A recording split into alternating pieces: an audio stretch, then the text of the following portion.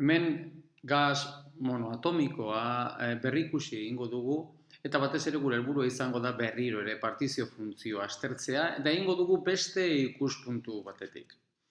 Gora ezagun, partizio funtzioaren definizioa hause dugu, dugu batukaria, eber minus e, zatika t, eta gas monotomikoa dagokionez, gu kontsiatuko dugu, irudimentxoko potentzia osi infinituan sartuta dagoela, horren kubo horren luzera L dugula, eta hortxe partikulak ditugula, N partikulak ditugula, N atomoak ditugula, eta orduan potentzia osi infinituaren barruan egonik, badakigu zeintzu diren, hoiei dagozkien energia mailak.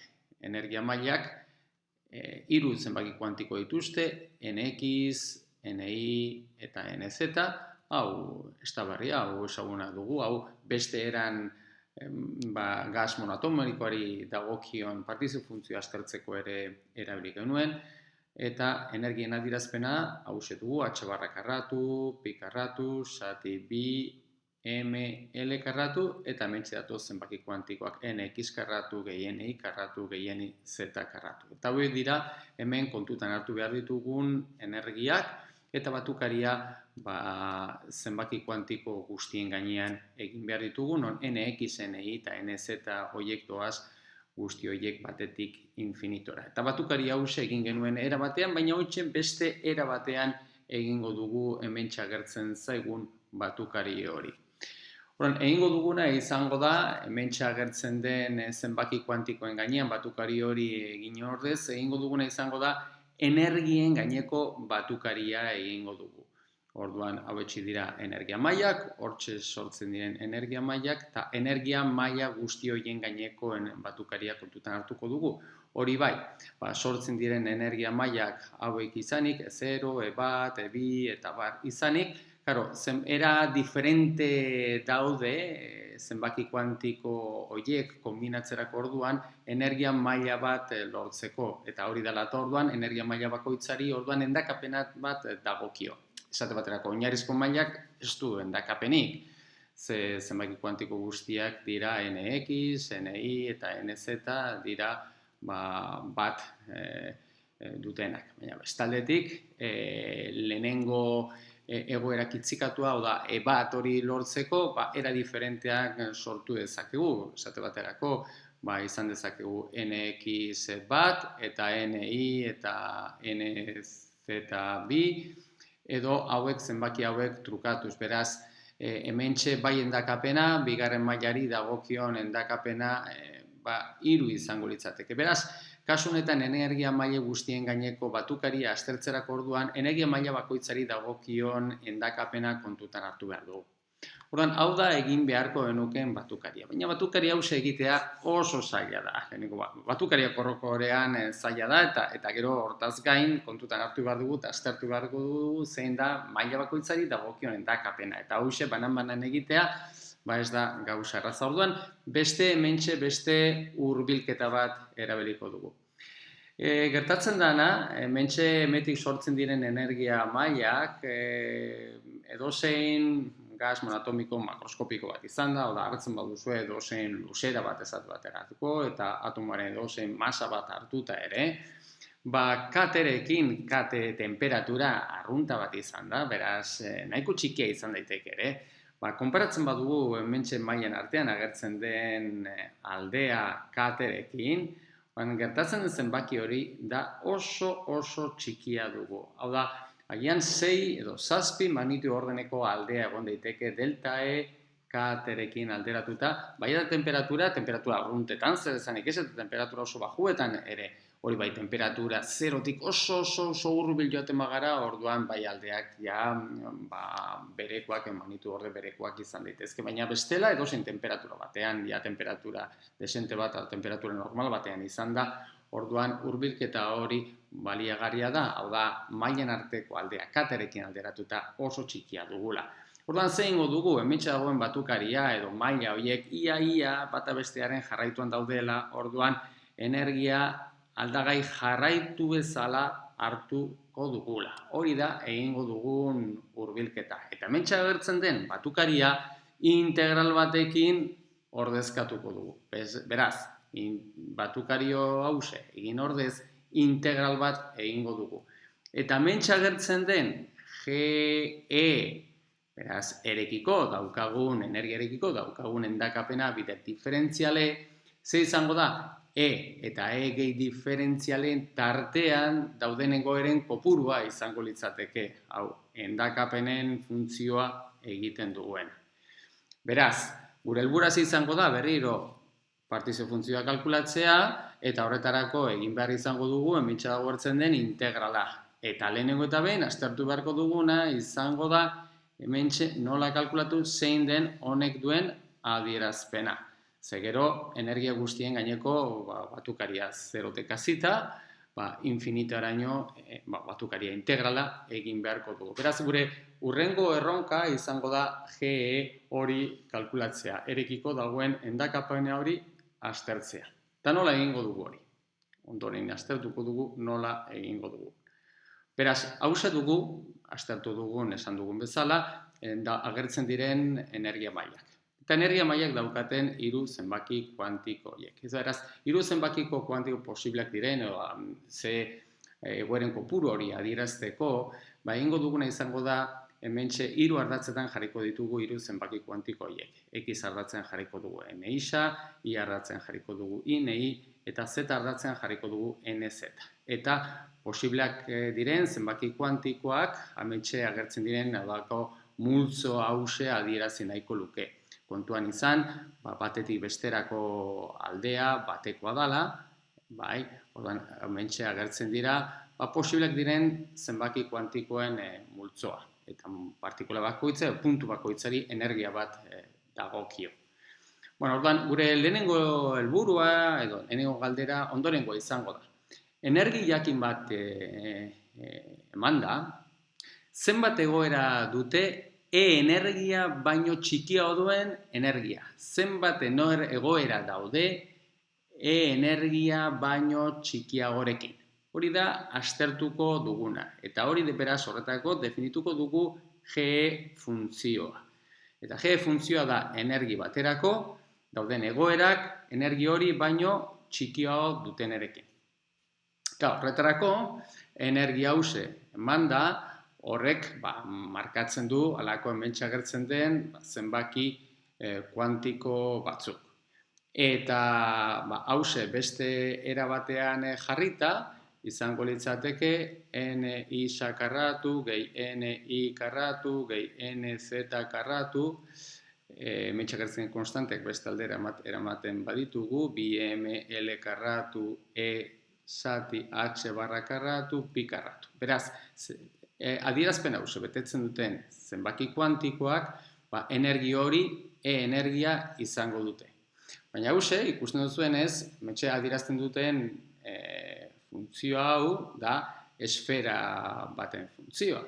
Eta hementxe agertzen alde honetan agertzen dana hori izango litzateke R karratua. Beraz, esfera horren erradioa izango litzateke 2mL karratu E zati H barra karratu pi karratuaren erroa. Beraz, beste era batean esan da, honetara joaten bagara, halako erradio hori duen esferan dauden puntuak betetzen dute hortxe goian daukagun erlazio hori. Puntu horiek dira energia hori daukatenak. Hori guk aztertu nahi dugu zein den zenbat egoera dauden energia hori baino txikiagorekin. Beraz, esfera horren barruan dauden egoera guztiak dira kalkulatu beharko ditugunak. Eta hori nola egingo dugu? Egingo duguna izango da esfera horren volumena kalkulatuko dugu. Esfera guzti honen volumena kalkulatuko dugu. Eta egoera bakoitzari dagokion volumena bat izan da, zen eta, hementxe daukagun batetik bestera doan aldea bat izan da, orduan egoera bakoitzari dagokion kubitoari dagokion volumena batekoa dugu. Orduan, esfera guztiaren volumena zati egoera bakoitzari dagokion volumena bat dana, Hori izango dugu era horretan kalkulatuko dugu hementxe esfera honen barruan dauden egoeren kopurua. Eta esfera horren barruan daukaguna, volumena da, laueren pi radio, o esferaren erradioa, kuboa. Eta hause dugu, hementxe daukagu esferaren erradioa, eta honen kuboa da hementxe sartzen dena. Gertatzen dena da, ez daudela zenbaki kuantiko guztiak ez dira posiblea. Zenbaki kuantikoak positiboak da guk kontutan hartu behartuko ditugunak. Beraz, positiboak direnez, hementxe agertzen diren, halako NI-sa positibo, NI-Z positibo eta NI positibo daukatenak. Kontutan hartu behar ditugu. Horrek esan edu, bakarrik hementxe agertzen den, balako oktante honetan dira kontutan hartu behartuko ditugunak. Horrek esan edu, esfera guzti horren volumenetik bakarrik interesatzen zaiguna basati sortzirena, oktante batekoak kontutan hartzeko. Eta horretan beraz ja zuzenean badaukagu emaitza. Ja kalkulatu dugu zein den energi hori baino txikiagoa duten egoeren kopurua kalkulatu dugu hause. Hori izango da gure lehenengo pausua. Baina horren geratzen zaigu guri benetan interesatzen zaigun funtzioa. Eta guri benetan interesatzen funtzioa hause da. Ze honek adierazten du GE bide diferentziale da eta gehi diferentzial eren tartean dauden egoeren kopurua. Eta hori da aztertu beharko duguna. Eta nola egingo dugu hori? Horretarako erabiliko dugu hause. Hau da, energia baino txika duten egoeren kopurua erabiliko dugu gure G hause kalkulatzeko. Eta ondoren ikusiko dugu nola egingo dugun hori. Bueno, orduan, esan dugun bezala, gure helburua izango da hau aztertzea, eta hause duguna da eta gehi diferentziale tartean dauden egoeren kopurua. Beraz, nola egingo dugu? Lehenengo egingo dugu, bi funtzioen arteko kenketa izango dugu. Hau da, gehi diferentziale energia baino txikiagoa duten egoeren kopurua kalkulatu lehenengo, ken energia baino txikiagoa duten egoeren kopurua. Beraz, era horretan, kenketa hause eginez, geratzen zaiguna da, tarte hauen arteko geratzen zaigun edo daukagun egoeren kopuruarekin geratzen gara. Eta hori da guk kalkulatu nahi duguna. Badakigu zein den G funtzioa, beraz, hau da kalkulatu beharko duguna. Eta hause kalkulatzeko, halako trukuito bat erabiliko dugu, daukagun adierazpen hause bestera batean jarriko dugu, bakarrik egingo dugun izango da, zati diferentziale, bider diferentziale egin. Baina, zati diferentziale egiten badugu, hau badakigu zer den. Hau da, G-ren erekiko deribatua, bider diferentziale. Beraz, hementxe geratzen zaiguna, hau da, kalkulatu egin dugun, ointxe kalkulatu berri dugun, G-ren funtzioak erekiko deribatua egiten badugu, orduan lortzen dugu, guri interesatzen zaigun funtzioa. Hau da, energia duten egoeren funtzioa da, endakapenarekin lotuta dagoen funtzioa. Ezinbestekoa dana gero partizio funtzioa kalkulatzeko. Esan dugun bezala gero, esan genuen, gure helburua zen partizio funtzioa kalkulatzea, eta hori da, zerotik infinitora GE ber minus zati kate diferentzial E. Hau da, egin beharko dugun integrala ondoren egingo duguna, baina ez bakarrik partizio funtzioa. Izatez, baita esate baterako, kalkulatu nahi badugu, zein den energia duten partikulen kopuru aztertu nahi badugu, zuzenean hemen txaukon funtzio honekin, endakapena duten funtzioarekin dago erlazionatuta. Ze Boltzmannen banaketaren adierazpena erabiltzen badugu, hause daukagu partikulen kopurua, bider endakapena, bider eber Boltzmannen banaketa, zati partizio funtzioa. Beraz, G hori baliogarria du, zer esanik ez gure partizio funtzioa kalkulatzeko, baina, adibidez, energia duten partikulen kopurua Boltzmannen banaketa kalkulatzeko ere. Baina, gure kasu honetan partizio funtzioa aztertzea denez, orduan berreskuratu dezagun daukagun helburua eta hementxe daukagun integrala egitea izango dana.